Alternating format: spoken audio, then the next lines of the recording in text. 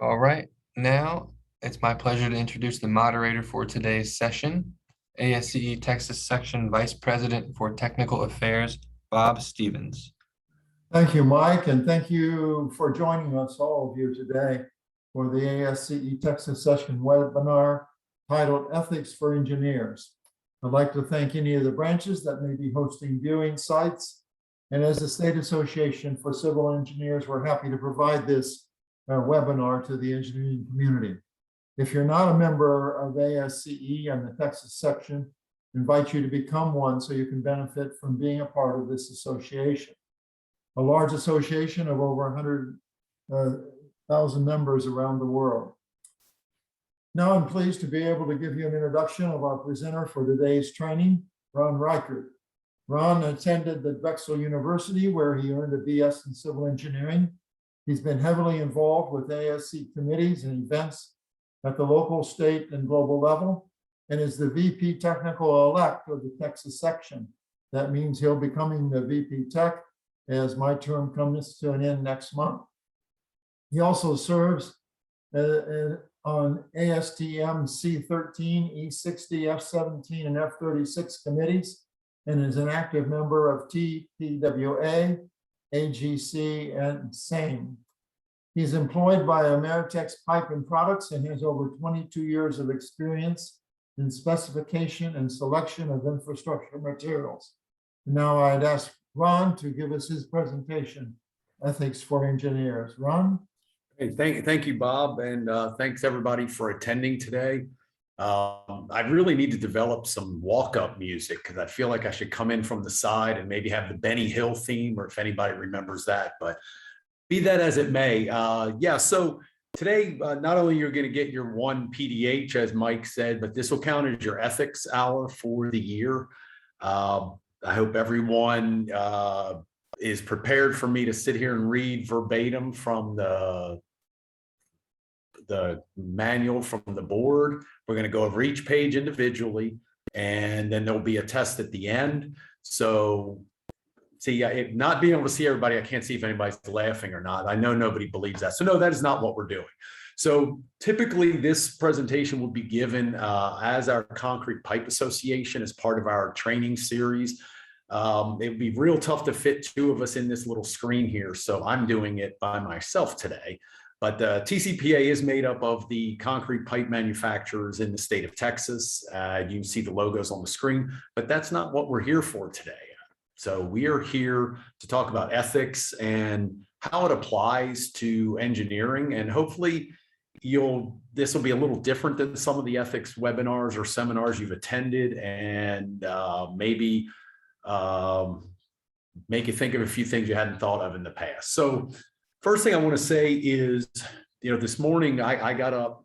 My biggest concern was getting out of the neighborhood before the school buses started running, so I wouldn't be delayed by 4 or 5 minutes. Getting around Grand Parkway and out I-10 towards Seguin without being too delayed by traffic. Never was I concerned about whether any of the bridges were going to be blown up overnight or whether another army was going to be in the streets. And the reason for that is because of our military. And right now I just had a freeze up of my screen, which makes perfect sense because there we go. So we don't have to worry about these kinds of things like some people in other countries do on a daily basis. And it's because of our military. And so if there's any military veterans here on the call, thank you. We appreciate your service. If you do know a veteran, thank them. Every day should be considered Veterans Day, and we should be appreciative and supportive of our military veterans. Along with that, for our veterans, we also need to recognize that every day is Memorial Day. There's a lot of sacrifice that goes into protecting what we do as civil engineers. We have a duty, and we'll see this repeated multiple times through this presentation, to hold paramount the safety and well-being of the traveling public. We would not be able to perform those duties if there wasn't somebody looking out for our safety and well-being, and that is our military. And there's a lot of sacrifice there. If you look at the screen, the upper left, just for historical purposes, is the cemetery, American cemetery overlooking the beaches in Normandy, France from the D-Day invasion. The lower left is a World War I cemetery in the Meuse-Argonne region, which was just a horrific battle that cost 26,000 American lives. And I'm not even adding in all the other nations that participated. The center clearly is the Vietnam Memorial. I think most people recognize that. And on the right is Arlington National Cemetery. So just as every day should be Veterans Day, every day should be Memorial Day, because there's a lot of young men and women still right now with what's going on in Afghanistan, still out there in harm's way and who have been in harm's way. My nephew happened to be in the Tomahawks, the 1st Battalion, 23rd Infantry in Afghanistan in 2012, and they took a beating. As you can see here, they lost 3 of their company killed in action. And these 3 young men were the ones that were killed. The one in the lower left has a high school in Austin named after him, Juan Navarro. If anybody on here is from Austin, that was named after him a few years ago. And then they've lost 2 more to suicide since they've been home. And so, if you know military veterans, please, make a call, check on them, make sure they're doing okay, and just understand that they've made a tremendous sacrifice for us. And these are the 2 young men that took their own lives. Terribly sad. We also don't want to forget the first responders who in many instances are also in the front lines. And so altogether, they've taken an oath to protect us so that we can perform our duties, which are to design and construct projects that make it easier and safer for our citizens to live their daily lives, basically. Ethics, there's definitions to ethics. It's really a way of life. It's integrity, it's honor, it's how you go about your daily activities. Ethics shouldn't be something that we only think about the once a year when we get our 1 hour because we have to have it. It should be something we should be living, if that makes sense. So, it's in definition, it's the discipline dealing with what is good and bad and with moral duty and obligation. Okay, so that kind of makes sense. That brings in moral duty. There's a business ethics definition, which is study of business policies and practices regarding potentially controversial issues, such as corporate governance, insider trading, bribery, discrimination, a whole line of other things. So, that's a business ethics definition. Legally, it's a code of ethics. A code of ethics is a set of principles of conduct within an organization that guide decision-making and behavior. So those organizations can be, your own company may have an ethics statement or a code of conduct statement. The associations or societies to which you belong, ASCE, TSPE, or NSP is obviously the same thing, SAME, whatever it might be, there's most likely a code of conduct or canons of behavior or whatever term you want to use. They all are pretty much the same thing. For engineering, it's the study of moral issues and decisions confronting individuals and organizations involved in engineering and study of related questions about moral conduct, character, ideals, and relationships of people and organizations involved in technological development. Basically what we do, but using a lot more words to define it. So what is the reality of it? There's a lot of fancy words. Excuse me, I'm not trying to give you a shot of my face close up. I'm trying to relocate my windows there. Okay, so what is the reality of all this? That was a lot of words and descriptions and fancy stuff. Ethics is morals. Ethics is how you were. Morals make up who you are. You pick up your moral behavior and how you live your life from multiple influences. Could be your parents, grandparents, or siblings. Now, some of us might say, "Oh, hell no, I don't want to be anything like my siblings." Okay, fair enough. But to some of us, those were driving influences. My grandparents were a tremendous influence on me most of my life. I was fortunate to be an adult while they were still alive. Your neighbors and friends, people you're involved with, of religion, if you belong to a certain church, synagogue, mosque, whatever it may be, that's going to help guide your morals and your ethics. Unfortunately, media, television, movies, music, depending on what you're hearing at a certain age, can influence how you act. A lot of us, or many of us, had a teacher in school, a certain professor, other students that really helped us or guided us. Mine was a English teacher in high school who I couldn't stand her at the time. She just really drove us hard and on composition and things like that. And when I got into school, I was making money writing papers for people because she taught us so well. So it was a delayed reaction on how much of an influence she had on me, but it was still there. And others are guided by expectations. Some people have put unreasonable expectations on them, whether it's a parent that's done that, whether you do it to yourself. Many of us really drive ourselves hard and very tough on ourselves. So all of these influences come together at different points in your lives to define who we are and how we behave and how we act.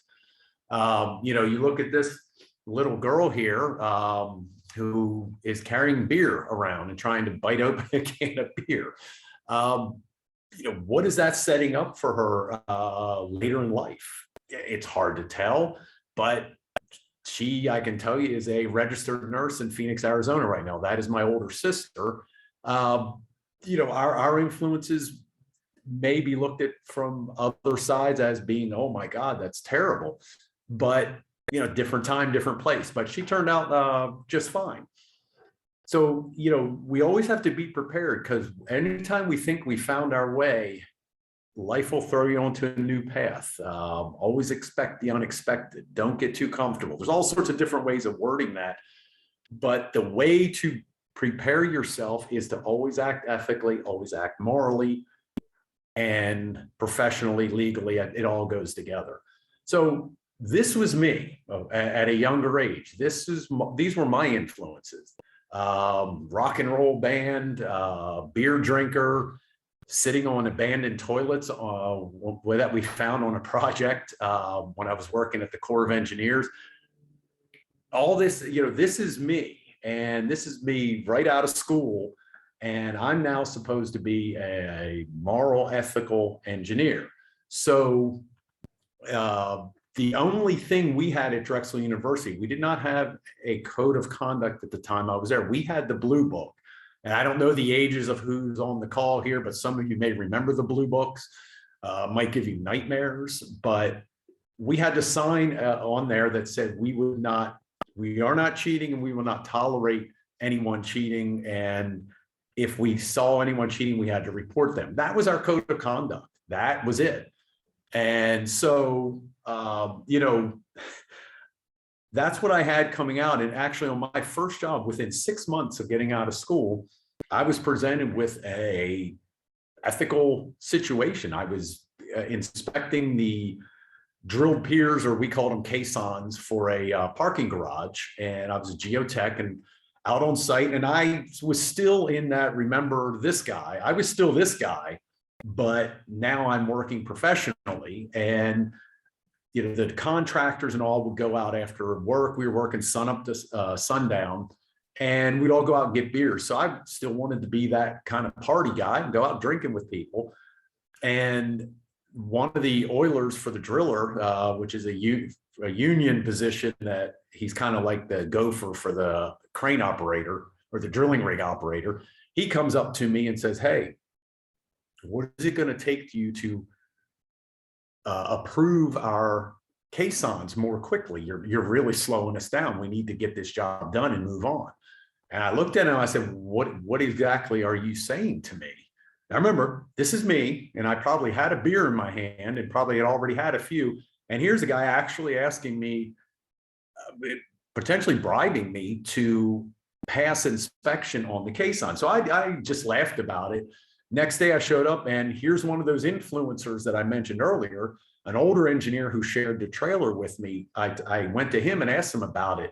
And he said, "I'll tell you what to do. Go back to the guy and tell him $25 million and you will do it." And I started laughing. I said, "Why $25 million? He said, "Because if you do that, you will never work as a engineer again in your life. So you may as well have enough money that you can go retire somewhere. So that was my first. So I told the guy, I won't tell you the language I used to him, but I basically told him, go pound sand or whatever term you want to use. But that was right out of the gate. So now I know everyone isn't going to have that type of experience right away, but even designing the projects, we're going to be put in positions where there's a right decision and there's a wrong decision. And sometimes they aren't so clear. So we have to go back to our training, our morals, our upbringing, our ethics to understand how we react in those situations. Ronald Reagan said, trust but verify. And what he was talking about was obviously, for those that remember, the nuclear arms reduction treaties that were being negotiated with the Soviet Union. And they agreed, and he was asked, do you believe Mikhail Gorbachev's going to abide by these treaties? Are they really going to reduce their warhead stockpile? And Ronald Reagan said, yeah, I trust him, but I'm sure as hell going to verify it. So trust but verify was actually attributed to him, but it makes sense. Most people coming to you are not going to be asking you they're not coming with ill intent. They're coming to do business with you, to offer you a service, a product. And while you may know them and may believe them, you still want to verify what you're being told, because ultimately at the end of the day, you're the one that's responsible for that project, that design, whatever you choose to use. So always, it's okay to trust people, but you sure as heck want to verify it. So in the country, there are 12 state engineering boards that require PEs to earn ethics credits each year. And some require multiple credits. They can see Wisconsin, New Jersey, Minnesota, Iowa, and Delaware all require more than 1 hour. Texas is on there with 1. So if you're licensed in any of these other states that require more than 1, you better find another course to watch in addition to this one.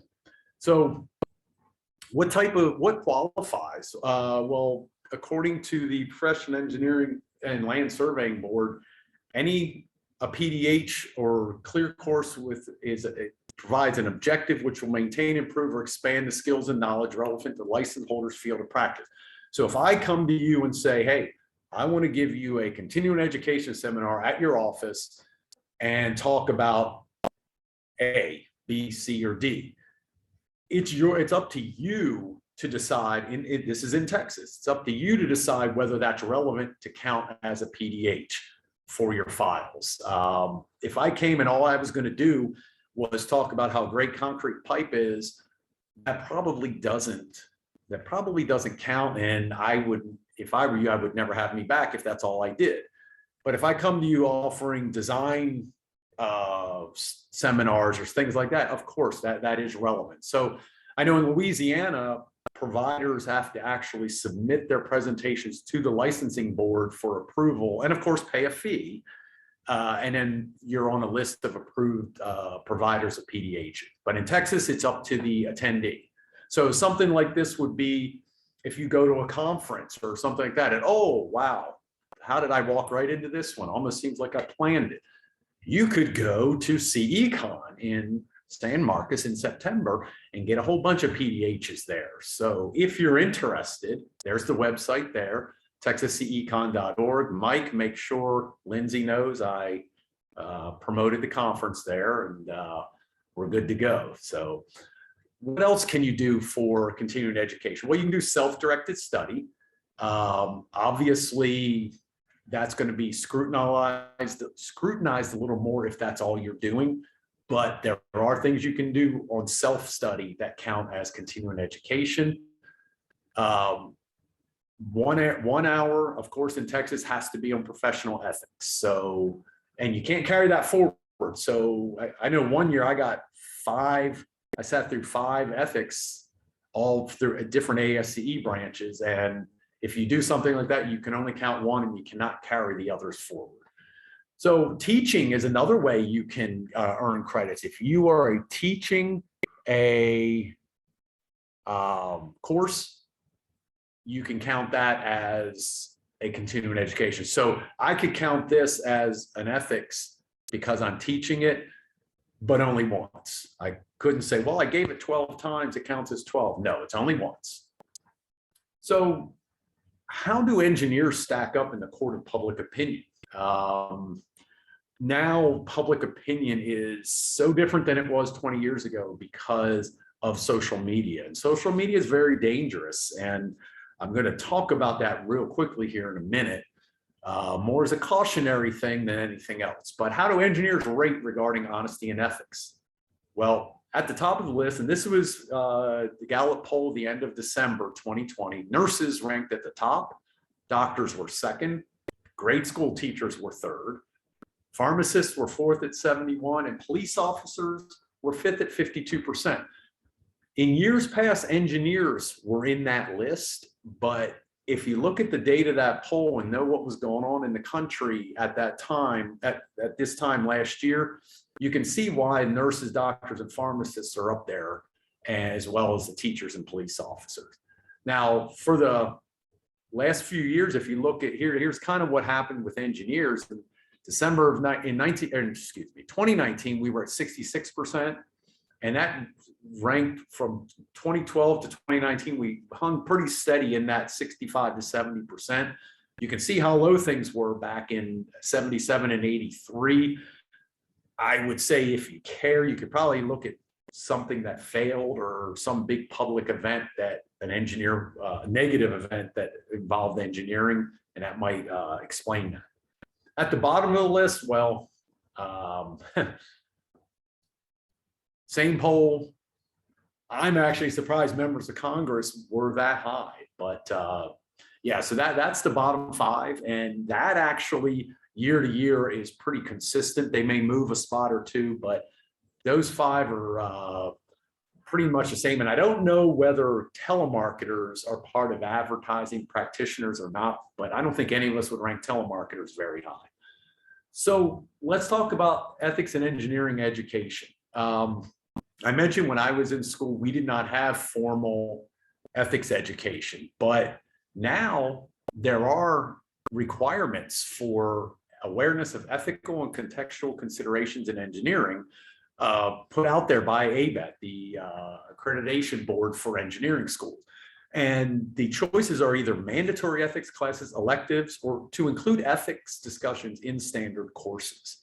So I don't know who went where, but in the top engineering schools in 2021, here are our Texas schools. So I don't know if the Longhorns want to laugh at the Aggies, if there are any, but that's there. You can find a different ranking to say something else. This is the one I've been using each year, U.S. News and World Report. And this is for schools that offer up to a doctorate level degree. There's a different ranking for schools that do not. So some of these schools require ethics in some way, shape, or form, and we'll see that in a minute. But where do the engineering go? What are the top 5 fields for recent engineering graduates? Well, civil, petroleum, mechanical, electrical, and software. So civil is the field of choice. Just understanding, and this is sometimes why it's so challenging when we try to plan a conference like CECon, there's such a wide diversity of specializations within civil that trying to plan a program for that such a wide diverse group of engineers is very difficult. The others are far more specific in what they're doing. So if you look at this pie chart here, it kind of breaks it up as to where you are and who's doing what. Only 20% of engineers are licensed, and I just accidentally skipped back here. Only 20% of all engineers get licensed, and the majority of those are civil, because a lot of the other, if you know anybody who's in mechanical, electrical, a lot of the times they don't need to be licensed. The license is held by the firm they work for, and that's how it's handled. There's over 60,000 PEs in the state of Texas. Now that's that data is 2 years old. I was searching to update that, and I got all wide range of things, and so I decided let's just stick with that.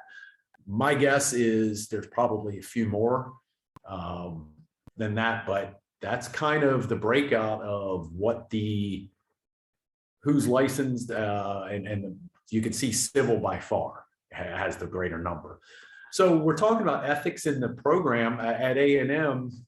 They created a new course in engineering ethics, as well as a project to develop material for introducing ethical issues into engineering courses at the undergraduate level. So that is in the curriculum. Here's what it looks like: principles of ethical conduct or code of ethical conduct. So it's there, and the A&M has taken it seriously enough to add it into the curriculum. I looked up my alma mater and wondering if they'd done anything more than just the blue book, and sure enough, they did. I was surprised to find this. They actually offer a certificate in ethical theory and practice. So yeah, so times have changed. A lot more emphasis is being put on ethics. So why is that? Well, we talked at the beginning about all the different societies having their own codes of ethics and canons of behavior, but I want you to notice the common thread in these. This is the NSPE, and if you look at the fundamental canons, number one, hold paramount safety, health, and welfare of the public. Our responsibility is it's a serious responsibility. Everything any person does during the course of the day involves something that a civil engineer had a hand in. So, NSPE has, since the beginning has really focused on ethics. So, their code of conduct states that very clearly. In their guide is a preamble. They have the canons, the rules of practice, and your obligations. But again, in the preamble, it says dedicated protection of public safety and welfare. In the canons, hold paramount safety, health, and welfare of the public. So if you can see on the test at the end, if you remember this line right here, you'll probably get an A and pass the course. Rules of practice, number one, again, I'm not going to read each of these word for word. I just kind of showing you how often that phrase in one way or another shows up. Professional obligations, again, safety, health, and well-being. So let's do an example. You have an expert witness serving both parties and splitting fees. An engineer is contacted by the attorney for an insurance company and the attorney for the deceased employee's estates. They ask him to be an expert witness for both parties, with the fees split equally between both parties. Okay. Question: would it be ethical for the engineer to serve as an expert for both the insurance company and the deceased employee's estate?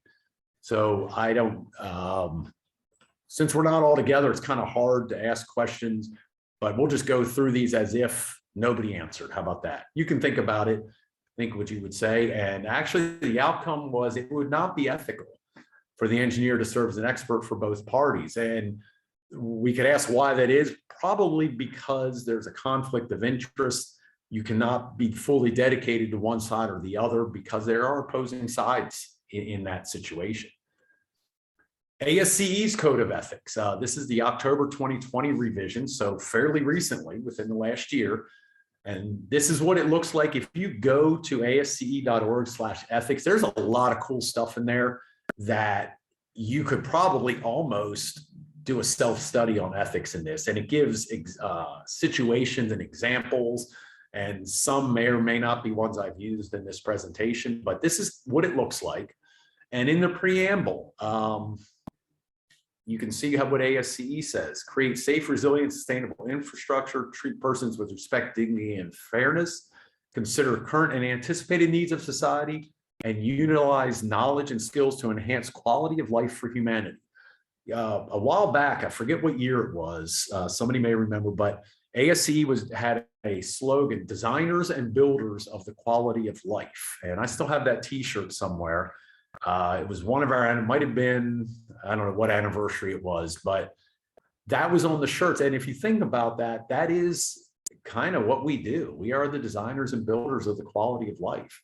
So that is in ASCE's preamble. Look at A, and we won't read through all of them, but look at A. First and foremost, protect health, safety, and welfare of the public. Again, that same common theme. running around. Again, be truthful. Only answer when you have adequate knowledge. Zero tolerance for corruption, bribery, fraud. Report violation. Treat people with respect, dignity, and fairness. Diverse historical, social, and cultural needs. And report misconduct. Again, it's all common sense. They're all common sense steps. It's all the way we should want to conduct ourselves every day in everything we do. Natural built environment, again, touching on sustainability, considering social and environmental impacts. So ASCE has actually taken more of a step in that direction than some of the other societies have. And in the code of ethics, uphold honor, integrity, and dignity of the profession.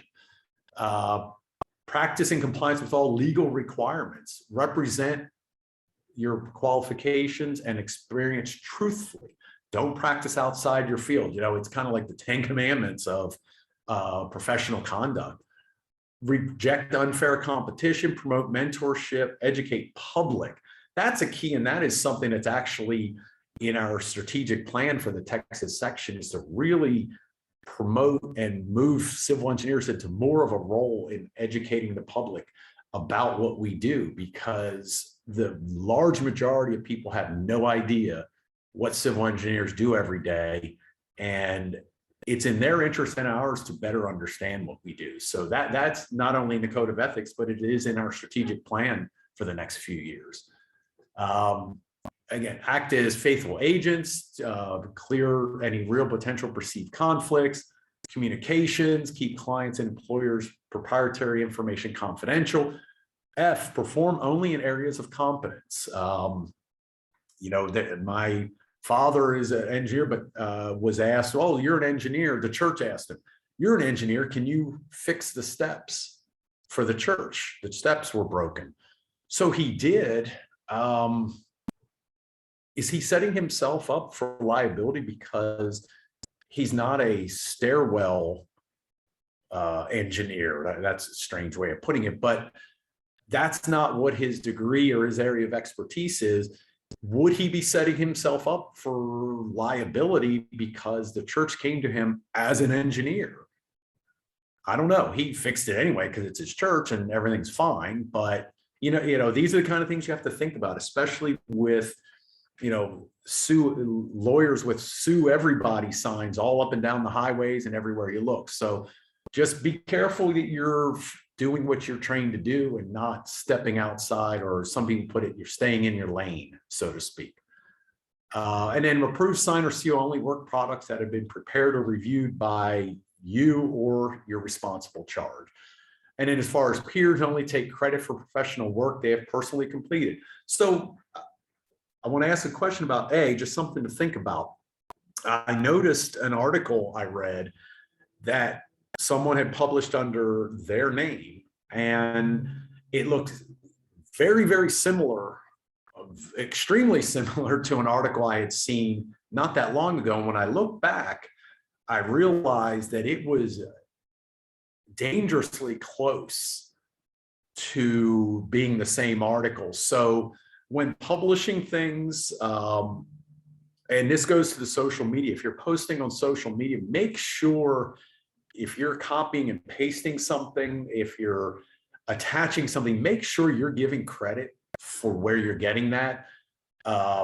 I know the social media world has a attention span of about 4 seconds. So it's on, and once it goes off your page, nobody sees it anymore. But just be aware of that. Make sure if you're going to cite some other work or cite somebody else or take a section out of someone else's article, that you're giving credit for that and not making it look like you're the one that wrote that or came up with that. So and social media, that's where I said I wanted to mention something about social media. Yeah, be very careful with that, because a lot of us just want to share or copy and paste. Make sure that you're indicating that that's not your theory, your writings, or whatever that may be.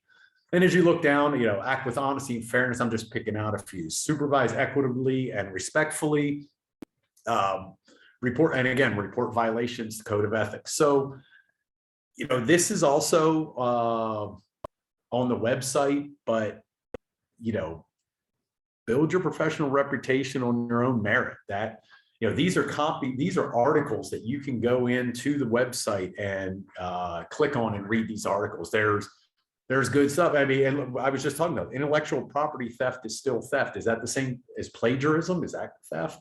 No, just be careful. There's a lot out there. And when you have a PE after your name, that's kind of the buck stops here, so to speak. So be careful, especially, I can't emphasize that enough on social media, of what you're doing, what you're sharing.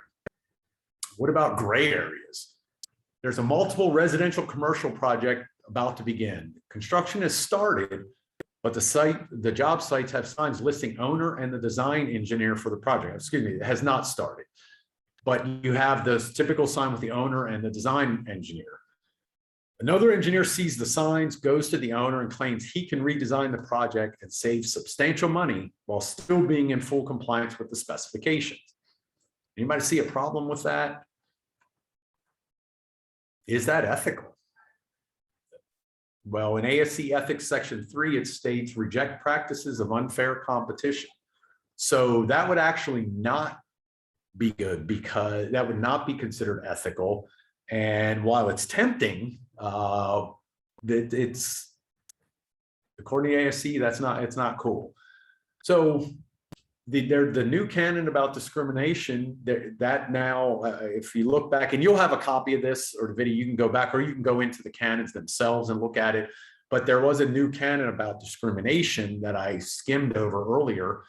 Community college moved to dismiss a tenured professor. Among other things, foreign-born students allege he engaged in discriminatory practices, including discriminatory grading practices. Okay. Did the professor's conduct violate ASCE's code of ethics? Well, I think we all know if you treat anyone differently based on race, sex, nationality, and a list of other things, it's a violation of equal rights. It's all sorts of violation. Everyone needs to be treated equally. Well, in this case, the professor chose to resign rather than test the outcome of the proceedings. A case was opened, but several canons were mentioned as violation, but he resigned, so they just dismissed the case. So for those that don't know, the Texas Board of Professional Engineers is now the Texas Board of Professional Engineers and Land Surveyors. Same color schemes, but instead of TBPE, it's PELS. So when you see PELS reference, that's what that means. What does PELS do? Well, they oversee licensing, enforcement, continuing education requirement, and education. This is the book.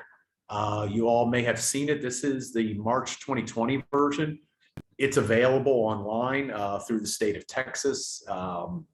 So if you don't have that and you haven't looked through it, it's out there for you. So again, look at subsection 137.55A. What is the first line? Entrusted to protect health, safety, property, and welfare of the public in the practice of their possession. In B, same thing, health, safety, property, or welfare. And I know I'm beating this over and over, but that's because it's being put out there over and over by multiple agencies. And again, so subset section C might notify involved parties of any decisions that might endanger health, safety, property, or welfare of the public. So a lot to consider with that. Use of the title engineer has changed a little bit. It used to be if you could only call yourself an engineer if you were a licensed engineer. But a graduate engineer employed in a firm registered under the chapter and who is working under direct supervision of a licensed PE may use the term engineer on business cards or in personal communication. So graduate engineer for those, or EIT, if you've taken the EIT, is probably the safer way to go if you want to use engineer, but there is a cause for using engineer in that situation. And I should have put this up there. Is there a situation where a person can use engineer without being licensed? And yes, you can, but be careful with that. I'm assuming everyone's a PE on here because EITs aren't required for ethics, but just be aware of that. So use of word engineer in Oregon is not a licensed engineer, but has a degree in electrical engineer from Sweden. He got a ticket, looked how the stop light timing is calculated, and believes there's a major flaw in the mathematical formula. The city's not interested in hearing it. In other words, they wouldn't dismiss his ticket, is how I look at it. So he sends his findings to the PE board looking for support. They say it's not within their jurisdiction and warns him that he might be seen as unlicensed practice of engineering. He continues to pursue it, describes himself as an excellent engineer. We already see problems because I put quotes around it, and that he invented and publicly released a new method for calculating stoplight time. The board decides he's promoting himself as authorized to practice engineering and fines him $500. He files a suit claiming infringement on First Amendment right of free speech. Well, the court upheld his claim, saying that he was not providing professional service. They said there's no reason to believe the public would assume that someone using the term engineer is necessarily a licensed professional engineer, citing the proliferation of job titles that use the term even though they don't require expertise or licensure. The court said that the word engineer has no fixed meaning, just like the term specialist. Okay, so he's good to go, right? Well, he had not engaged in unlawful practice of engineering, but they would be concerned that the fact that he described himself as an engineer to gain respect and credibility afforded to engineering professionals. So, you know, that's a gray area there. I would have said he was wrong, but I'm not on the board or the court, so it's not up to me. What about use of your seals? Electronic seals and electronic signatures. You're responsible for maintaining the security of your seals and electronic signatures. Here's how you can do it. You may electronically copy original hard work that bears the seal, signature, and date and transmit it securely. You may create a seal and signature for transmitting electronically, regardless of whether it was originally hard copy or electronic format. This is really important now. I mean, you can actually, the last house I bought, I did the entire mortgage online, never was face to face with anyone. So everything's being done electronically now, especially now with so many people working from home. So maintaining the security of your seal and signature is critical. So an engineer recently started using electronic seal and signature. He was retained for work. The engineer doesn't inform the client of how the information will be transmitted. It turns out the client does not have the software for this type of transfer. This causes delays in approval, financing, and construction, which causes inconvenience and increased costs to the client. What were the engineer's ethical obligations here? Well, while the engineer's actions were not unethical, he should have taken steps in advance to inform the client how the information would be sent. If you are delinquent on child support, you can have your you can be disciplined. So be aware of that. Not that I think anybody in here will be delinquent in child support, and if you're acting morally and ethically, you shouldn't be, but just in case you are, watch out. So a design, build, practice engineering without being registered with the board and falsely sealed engineering documents indicating a professional engineer performed or directly supervised the work. I'm not going to read the code violation, but this resulted in a cease and desist order and a penalty of $3,000.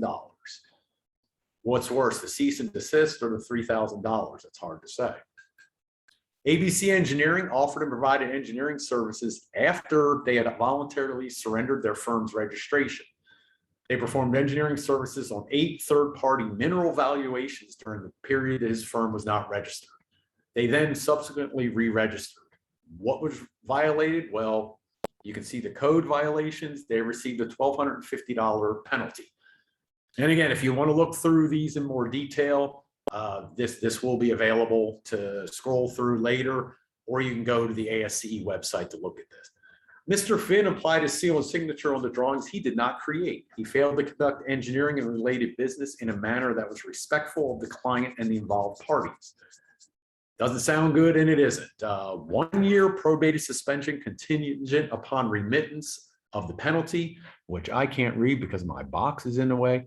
$1,885, and had to take the Texas Tech Ethics Basic course, which is pretty good from what I hear because it's used quite a bit. Mr. Sawyer performed engineering services in another jurisdiction while his license was expired there.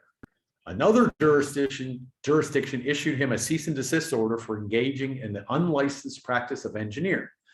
Yet a third jurisdiction issued Mr. Sawyer a consent order for practicing engineering while his license was expired. He failed to properly and promptly notify the board he had been disciplined by the other jurisdiction's regulatory agencies. Violation of that code and a $450 fine or penalty. So, here's something that comes up a lot. I'm sure some of you, a lot of engineers go to trade shows, conferences, and a lot of times vendors have door prizes. Now, I know we have door prizes. If you go to CECon, you can maybe win it. It will not be a $5,000 cash prize. I can guarantee you that. It won't even be close. But point is, he works for a firm that pays his expenses for a trade show and wins the cash prize. Is it ethical for this person to keep the door prize, or should he give it to his employer? And I would imagine if any of you all go to conferences, you've probably maybe been in this situation. He has an ethical obligation to report the prize. The ultimate decision is between the engineer and the employer.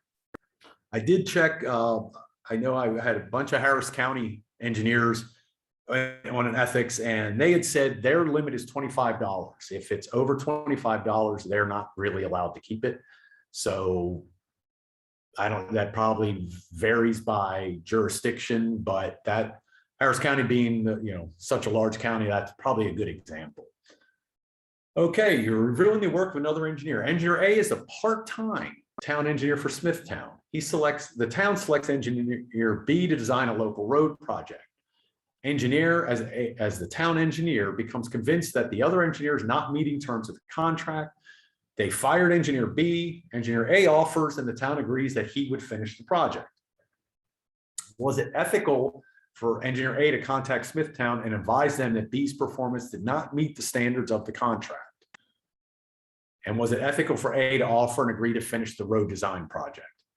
Well, it was ethical, and actually it's a requirement. As a professional engineer, that was in the list of requirements and codes of conduct that you do need to report violations or substandard work. Was it ethical for him to agree and offer to finish design? No, it would not be ethical. Engineer A license works for utility company. A technician works under A, but requires minimal supervision. A reviews all of the technician's work before signing and sealing. A is then assigned to another department with different duties, but continues to review and stamp and seal the technician's work. Engineer C is another PE and is aware of this and does nothing. Was A ethical in signing the work prepared by Tech B, who is no longer under his supervision? And was C ethical in not reporting what A was doing? Well, it was ethical for A to sign the documents, and it was ethical for C not to take any action because what A was doing was not unethical. And engineering firm hired to design a church building. Engineering resigns after dispute over fees. The county revokes a building permit until another engineer is hired to oversee the project. The other engineer oversees the project per the plans. The county requires a new permit with signed and sealed plans. Engineer removes original seal and replaces with his own, and a written statement that he takes no credit or responsibility for the plans and assigning them only to a firm that he will oversee construction. The original engineer finds out and reports him to the state licensing board. The board files a complaint for violating state laws regarding proper use of the PE seal. Board offers to settle without a formal hearing. The engineer agrees and pays a fine with $1,500. Did the engineer's action in signing and sealing the plans violate ASCE's code of ethics? Well, the ASCE CPC saw it as being serious enough to warrant formal action, and he received a letter of admonition. They felt that despite his attempt to disclaim responsibility, the use of his seal in submitting plans to the public agency represented personal acceptance of that responsibility. So it was contradiction, and he did get a letter of admonition. So where do we go from here? Through hard work, honesty, integrity, and expertise, you have earned the title professional engineer. Unfortunately, others feel they know better, and they should set policy controlling your practice of engineering. Does that sound right? Does that sound fair? I think most people would say no. You're the expert. You're the one responsible. So that having been said, who should engineer an engineering project? I would hope everybody would say the engineer, but there are people out there that think otherwise. So just be aware, we're not going to go through all this, but there is legislation that repeatedly gets brought up. And one is the Smart Infrastructure Act, brought up by one of our own Texas representatives. That's basically saying, as far as material selection, that they're mandating that you consider all types of material and whether you think it's applicable or not. And they're saying that standards are burdensome regulations, and just to be aware of that. They want to eliminate material mandates, and that is when a city, when a TxDOT, when a county says, we use this type of material for these reasons because we know better. This is trying to overturn that and say you cannot do that. So just be aware, be involved. We talked about earlier, engineers being more involved in government and public outreach. Well, ASCE and ACEC both blasted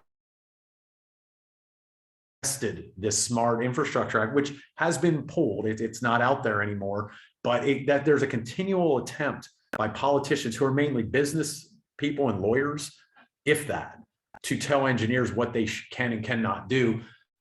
You know, you don't tell Representative Babin how to remove a cavity in a tooth because he was a dentist in a previous life.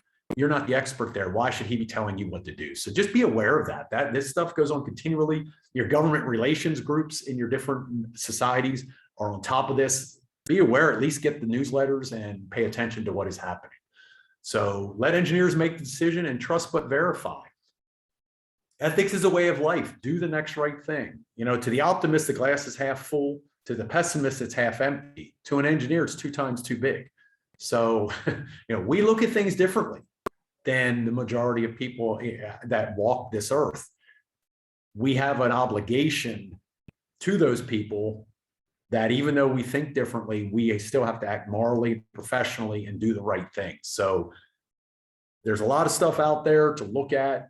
Hopefully this wasn't too boring for you. I know ethics is not an exciting topic, but I think we have a couple minutes left. If anybody has a question, I will try to read it in the chat, or if Mike or Bob, if you saw something you want to read out to me.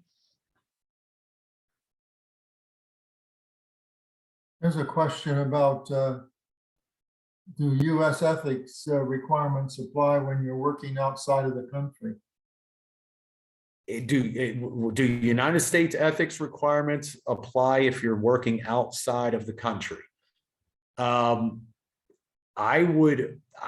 don't have a 100% answer on that. I would say that you're still bound. You know, ASCE is an international organization. NSPE, I believe, is international. So I would say you're still bound by your professional licensing and where your license is, where you're licensed. So I hope that helped. Probably wasn't exactly the answer they were looking for, but that is a very good question. And if you want to email me later or send a message to us, I'll see if I can find out the actual answer to that. There is a Foreign Corrupt Practice Act that makes it very bad on an engineer that may take a bribe or do something else that the act prohibits, subject to penalty of jail term and fines. So it's a very strong requirement if an engineer works outside of the United States.